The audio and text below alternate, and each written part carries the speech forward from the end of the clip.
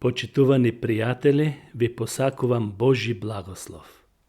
За денес ќе зборуваме на тема дали постои живот по смртта. Обично ваквите прашања предизвикуваат љубопитност кај луѓето. Има ли друг живот освен овој? Таму, некаде, зад завесата, каде што никој од луѓето не допрел. Библијата вели дека човечкиот живот е куст на земјата и исполнет со немир. Тоа е како цвет кој процветува, а потоа се суши. Но Јов од Стариот Завет прашува: кога човекот ќе умре, ќе оживее ли? Ова прашање на Јов не е скептично, туку прашање кое го содржи одговорот во себе. Бидејќи тој истиот Јов вели: кога ќе ми се распадне кожата, јас истиот ќе го видам мојот Спасител. На многумина го поставуваат оваа прашање, а немаат одговор во себе. Што ќе се случи со мене кога ќе умрам? Дали ќе престанам да постојам, како никогаш да не сум постоел, како никогаш да не сум живеел? Дали овој живот е еден живот, а гробот завршеток на тој живот и нема повеќе ништо? Други пак се интересираат дали сите луѓе ќе отидат на исто место и дали постои рај и пекол. Дали сите овие работи се измислица на црквата, на човечкиот ум, на некоја филозофија и така натаму. Библијата недвосмислено тврди дека после овој живот има и друг живот, и тоа сигурно. А тоа што е запишено во Библијата е Божи збор и значи дека Бог го кажал. Тој дава гаранција дека постои живот и тоа многу поразличен од овој живот. И тоа многу по-славен, величествен, вечен, без смрт и страдања. Апостол Павле за ова ќе рече: што око не виде, ни уво не слушнало и на човечко срце не дошло тоа што Бог им го спреми на тие што го сакаат. Исус Христос, Бог во тело, дојде на оваа земја со една единствена цел: да не го подари најголемиот дар што го има – вечен живот. Пророкот Исаија ја опишува неговата улога и начин зошто требаше Бог да стане тело и да биде исто како нас, велејќи: тој беше ранет заради нашите престапи, тепан заради нашите беззаконија. Навредите паднаа врз него заради нашиот мир и преку неговите рани ние се исцеливме. Тоа е запишено во Исаија 53 глава. Да, прекрасен стих, прекрасно ветување. Исус ја презеде казната, која што секој од нас требаше лично да ја плати. Тој стана жртвено јагне, умирајќи на крст со најсрамна и најтешка смрт. Но, откако умре и беше погребан на третиот ден по смртта, воскресна од мртвите. И со тоа докажа дека смртта е победена.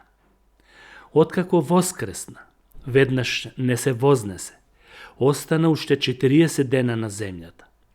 За тој период им зборуваше на учениците за Божјото царство и ги уверуваше да го проповедаат низ целиот свет, и други го гледаа дека е жив. Христовото воскресение е потврдено со многу уверливи докази. Апостол Павле ги насочуваше луѓето кон очевидците на тој настан, кои можеа да посведочат за оваа вистина. Воскресението е камен темелник на христијанската вера, на мојата вера и на твојата вера.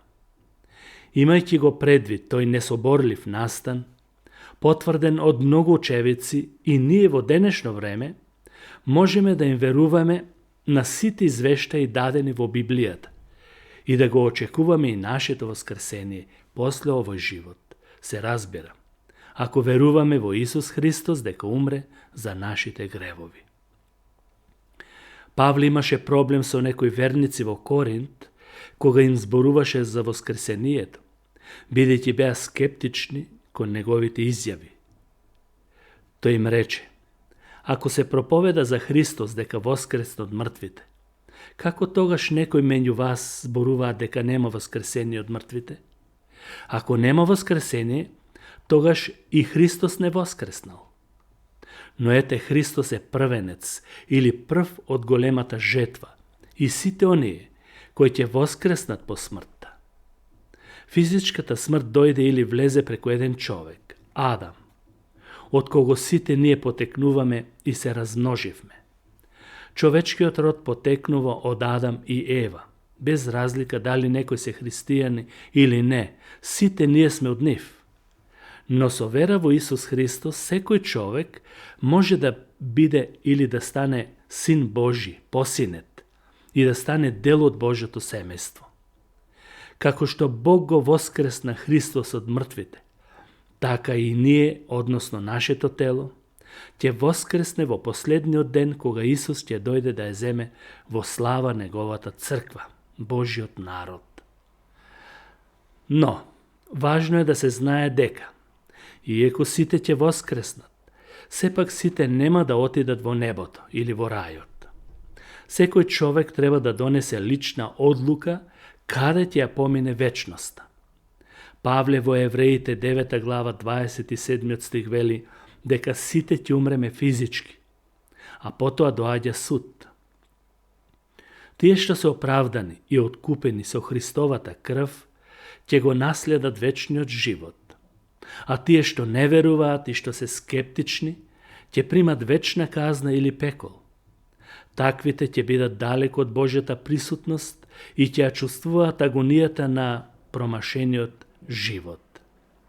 Пеколот не е само некој застрашувачки израз, туку реално место.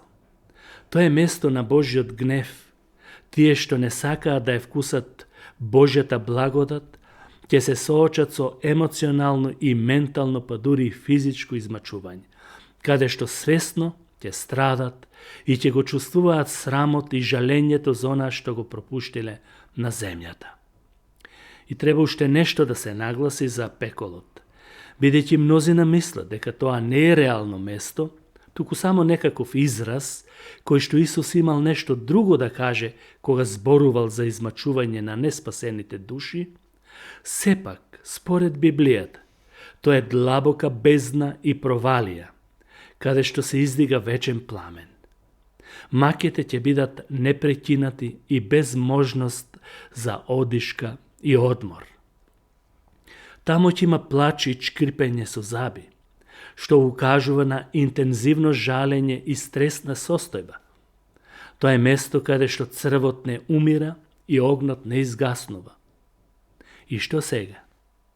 Дали е Бог лош, мачител на човечки души? Не.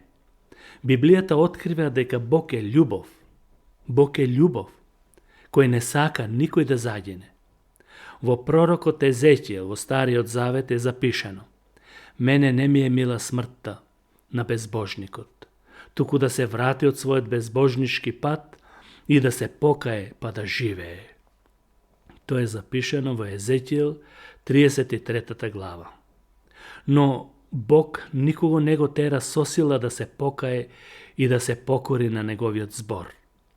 Одговорноста е дадена на човекот, така што тој нема избор за оние кои избираат да живеат без него и одвоени од неговиот живот, што им го дава. Земниот живот е тест, подготовка за она што ни престојува. За сите верници следува вечен живот во непосредна близина со Бог. Таму во рајот ќе нема плачење, болка, смрт и што е многу важно, ќе нема карантин и се она што сме го доживееле на земјата. Тоа е место на радост и вечен мир, со вистинска љубов и задоволство. Како да го добиеме вечниот живот и вечната радост за кој зборуваме сега? Има само еден начин и услов. Со вера во Исус Христос, придружено со искрено покаяние. Исус рече: јас сум воскресението и животот, кој верува во мене и да умре ќе живее, и секој што живее и верува во мене нема никогаш да умре. Јован 11 глава. Бесплатниот Божи дар е достапен на сите. Дарот е дар, тој не се наплатува. Само треба да се верува во она што го нуди Бог. Мнозина не се спремни да се одрекнат од светските задоволства, кои се грешни. Немаат желба да прекинат со гревот и да се покорат на Бог, на Неговиот збор. Исус вели, кој верува во Синот има живот вечен. Запомнете, има живот вечен. Ако е непослушен на Синот, нема да види живот, туку Божиот гнев останува врз него. Божиот гнев останува врз него. По смртта, на никој нема да му се даде шанса за покаяние, како што учат некои религии. Тоа што е предвидено на земјата, тоа ќе биде и на небото. Кога ќе се сретнеме со Бог лице в лице, ќе немаме некаков избор или промена на Божјата одлука. Тој сака сега да дојдеме кај него, токму сега, додека го слушаш тоа.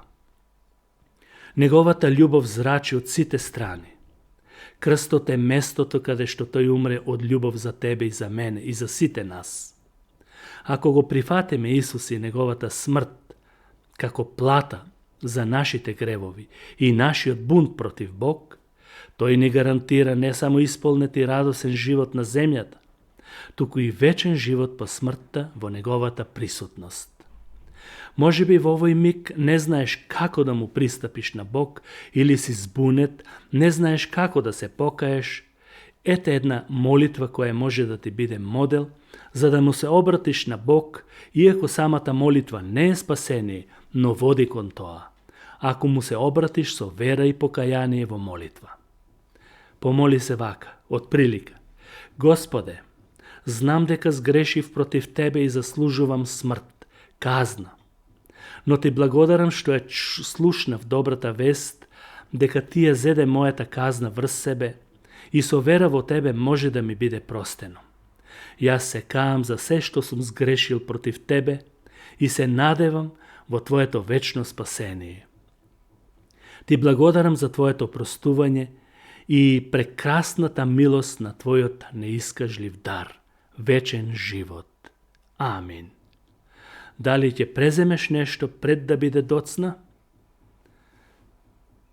Бог ти го нуди вечниот живот. Дојди кај него. Амин.